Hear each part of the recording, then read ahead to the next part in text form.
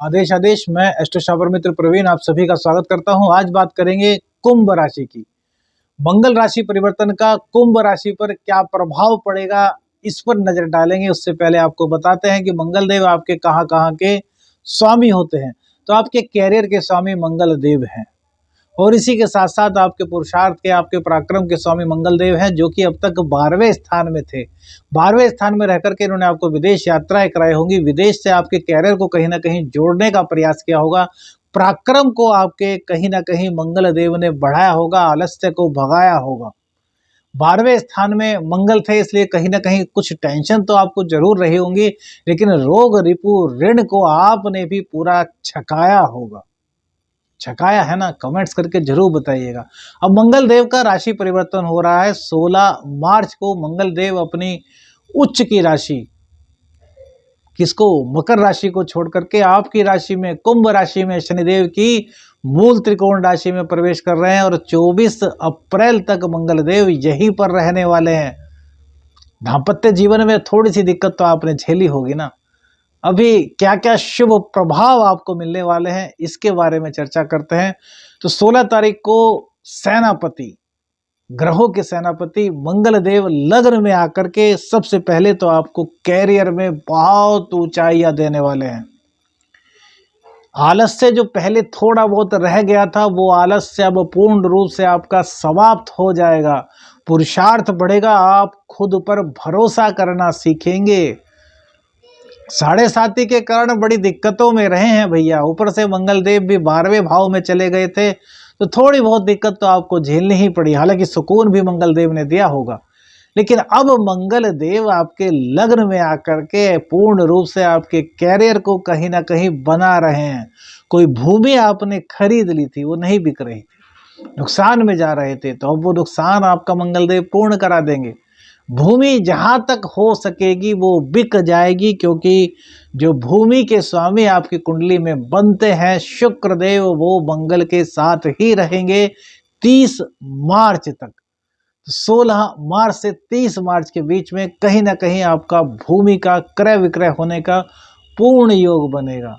आपके अंदर, व्यक्तित्व के अंदर आपके निखार आएगा। जो चेहरे पे उदासी सी आ गई थी, लगता था कि यार चेहरा बड़ा पतला सा हो गया, हाथ पैर बड़े पतले से हो गए, रुआसे से हुए रहते थे, अब वो चीजें जाएंगी, और आपका दबा हुआ आत्मविश्वास मंगल देव की कृपा से जागृत हो जाएगा। लग्न में बैठ करके मंगल देव आपकी जो शक्ति है, जो पौरुष शक्ति है, जो पुरुषार्थ है, जो बल है, उसको बढ़ाएंगे। महिला हो या पुरुष, दोनों अपने आप को एनर्जेटिक महसूस करेंगे, जो कुंभ राशि, कुंभ लग्न वाले लोग हैं। मंगल देव की दृष्टियां क्या क्या कमाल करेंगी, इस पर भी चर्चा करेंगे। लेकिन इससे पहले आपको यह जरूर बता दें कि 30 मार्च तक मंगल और शुक्र का मिलन रहेगा, तो महालक्ष्मी योग का निर्माण जो आपके लग्न में हो रहा है वो तो बहुत शुभ है, लेकिन मंगल और शुक्र कभी कभी चरित्र हनन भी करा देते हैं, स्त्री हो या पुरुष, इस बात में बचना होगा। अभी दृष्टियों की बात करेंगे तो सब चीजें आपको खुल करके स्पष्ट हो जाएंगी। मंगल देव की प्रथम दृष्टि, चतुर्थ दृष्टि आपके चतुर्थ भाव पर पड़ेगी। चतुर्थ भाव यहाँ पर शुक्र देव की वृषभ राशि पड़ती है, तो ये आपके सुखों का भाव है, भूमि भवन वाहन का भाव है। तो भैया 30 मार्च तक शुक्र देव साथ रहेंगे, और 30 मार्च के बाद शुक्र देव अगले स्थान में, यानी कि सेकंड हाउस में चले जाएंगे, और आपकी कुंडली में शुक्र देव बहुत ज़्यादा कारक होते हैं, जो कि मंगल के साथ बैठ कर के भूमि भवन वाहन का सुख आपको दिलाने वाले हैं। माता के स्वास्थ्य में कोई दिक्कत थी तो वो दूर होगी। हाँ, यदि डायबिटिक प्रॉब्लम है आपको, आपकी माता जी को, तो थोड़ा सा सावधान रहना होगा। लेकिन अन्य स्वास्थ्य संबंधी दिक्कतें, ब्लड से संबंधित दिक्कतें, वो कहीं ना कहीं आपकी दूर होने वाली हैं, और मंगल देव की अपूर्व कृपा, पूरी की पूरी कृपा आपको मिलने वाली है, जिससे कि आप लाभान्वित हो सकेंगे। मंगल देव का जो 7वां दृष्टि है वो सीधा आपके 7वें स्थान पर पड़ेगा, जहाँ की सूर्य देव की राशि है, और सूर्य देव इनके मित्र हैं, राजा हैं सूर्य देव, कभी वक्री नहीं होते सूर्य देव। तो मंगल देव इस घर को बर्बाद नहीं होने देंगे। पहले अष्टम दृष्टि से इस घर को देख रहे थे तो जरूर कहीं ना कहीं विच्छेदात्मक कार्य किए होंगे, पत्नी की, पति की, लाइफ पार्टनर की कहीं ना कहीं स्वास्थ्य को खराब किया होगा, कुछ मतभेद उत्पन्न किए होंगे, वाणी की कड़वाहट के कारण काफ़ी दिक्कतें आपको रही होंगी। लेकिन अब इन दिक्कतों में कहीं ना कहीं सुधार आएगा, बशर्ते कि आप ईगोइस्टिक ना बने, आप अहंकारी ना बने, बशर्ते कि आप जल्दी जल्दी क्रोधित ना हो। यदि इन 3 चीज़ों पर आपने काबू कर लिया भैया, तो फिर आपके दाम्पत्य जीवन में यहाँ पर कोई दिक्कत नहीं होगी। ये जो 7वां घर होता है, ये आपका कैरियर का भी है, दैनिक आमदनी का भी है। तो दैनिक आमदनी आपकी बहुत अच्छी बढ़ाने वाला है। दैनिक आमदनी में कहीं कोई कमी ये नहीं छोड़ेंगे। पार्टनरशिप में यदि कोई दिक्कत थी तो वो समाप्त हो रही है। पार्टनर आपके साथ धोखा यदि कर रहे थे तो उसका खुलासा मंगल देव कर देंगे, क्योंकि अब भैया आपका सानी कोई नहीं रहने वाला। आपके अंदर जबरदस्त जोश आने वाला है। आलस्य का आप परित्याग कर चुके हैं। मंगल देव की दृष्टि अष्टम भाव पर रहेगी, तो अष्टम भाव क्या है? गुप्त ज्ञान। तो जो रिसर्च में है उन लोगों के लिए बहुत बेहतर रहेगा। किसी भी स्तर पर आप पहुंच सकेंगे अपनी रिसर्च के लिए, अर्थात रिसर्च में आपको कामयाबी मंगल देव हर हालत में दिलाएंगे। यह यहाँ पर केतु देव विराजमान है और बुध की ये राशि है, ठीक है ना। और बुध फिलहाल नीच राशि में प्रवेश कर चुके हैं। तो राहु की दृष्टि भी इस स्थान पर, मंगल की दृष्टि भी इस स्थान पर, तो अचानक से धन लाभ के संयोग भी यहाँ पर बनेंगे। लेकिन भैया हमारे ऊपर कोई भी ऐसा कार्य मत कीजिए जिससे कि आप हमें कह सकें कि गुरु जी आपने कहा था। हम तो जो गोचर में बात हो रही है सिर्फ और सिर्फ उसको स्पष्ट आप लोगों से कर रहे हैं कि ऐसी संभावना बनती है। वहीं दुर्घटनाओं का भी घर है, मंगल देव की दृष्टि है, तो भैया वाहन को बड़ा सोच समझ करके, बड़ी सावधानी के साथ आपको चलाना होगा।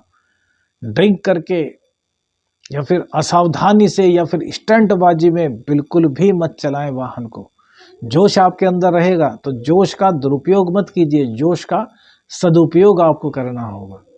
तभी आपके लिए गोचर बहुत कल्याणकारी होगा, क्योंकि धन के मामले में तो ये आपको हर तरीके से बरकत दे रहा है। शनि की 7.5 में एक स्वर्णिम अवसर आपको 45 दिन का मंगल देव प्रदान कर रहे हैं। इससे जितना लाभ हो सके उतना लाभ कमाइए, लेकिन कुछ बातों का ख्याल भी रखिए। मंगल देव ने जो लाइन ऑफ कंट्रोल लिखी है, बनाई है, उनको क्रॉस मत कीजिए। वो क्या क्या है? क्रोध नहीं करना, अहंकारी नहीं बनना, वाहन को सावधानी के साथ चलाना है और अपने फायदे के लिए दूसरे का नुकसान नहीं करना। तो बस इन चीज़ों का आप ध्यान रखते हैं तो फिर मंगल देव की कृपा आप पर बरसती रहेगी। अब किसी की कुंडली में मंगल नीच के हैं, मंगल बद है, मंगल पीड़ित हैं, तो वो क्या उपाय करें? देखिए, आप पर 7.5 का द्वितीय चरण है जो कि 29 मार्च 2025 को समाप्त होगा, ठीक है। अब आपको क्या करना है कि 7.5 का भी जो दुष्प्रभाव है वो समाप्त हो और मंगल देव की कृपा भी आपको मिले। तो इसके लिए क्या करना चाहिए आपको हर शनिवार को हनुमान जी के मंदिर में जाना चाहिए। वहाँ पर हनुमान जी का सिंदूर और चमेली का तेल ले जाइए, उसको किसी पात्र में मिला लीजिए, जो मोली होती है ना, कलावा, इससे उसको मिला लीजिए अच्छी तरीके से, और हनुमान जी की जो मूर्ति होती है उस पर लेपन कीजिए। क्या बोलें उस टाइम? सीताराम सीताराम, जय श्री राम जय श्री राम, जय हनुमान, ऐसा बोलते हुए लेपन कीजिए। यानी कि इसको कहते हैं चोला चढ़ाना। उसके ये जो लेपन है ना, ये आँखों पर नहीं करना, कान पर नहीं करना, और जो नाक के छिद्र होते हैं इन पर नहीं करना, कानों के छिद्र पर नहीं करना, ठीक है ना। उसके बाद में हनुमान जी का दीपक प्रज्वलित कीजिए। देसी घी का भी कर सकते हैं, चमेली के तेल का भी कर सकते हैं, कीजिए प्रत्येक शनिवार, बहुत लाभ देगा आपको, ठीक है। और फिर उनको भोग लगाइए। केलों का लगा सकते हैं, गुड़ चने का लगा सकते हैं, बूंदी का लगा सकते हैं, बूंदी के लड्डू का लगा सकते हैं। प्रत्येक शनिवार करेंगे तो बहुत अच्छा रहेगा। और वहीं पर बैठ करके यदि हो सके तो सुंदरकांड का पाठ कीजिए, क्योंकि सुंदरकांड का पाठ 7.5 के संकटों को बहुत समाप्त करता है और मंगल के संकटों को भी समाप्त करता है। तो मंगल नीच के होंगे या फिर शनि की 7.5 का प्रभाव, जो दुष्प्रभाव चल रहा है, उसमें कहीं ना कहीं कमी आएगी हनुमान जी की कृपा से, और आपके सभी बिगड़े हुए कार्य बनेंगे। वीडियो अच्छी लगी तो लाइक और शेयर जरूर कीजिएगा। चैनल पर नए हैं तो चैनल को सब्सक्राइब कीजिएगा और अपनी प्रार्थना में एस्ट्रो शाबर मित्र प्रवीण को याद रखिएगा।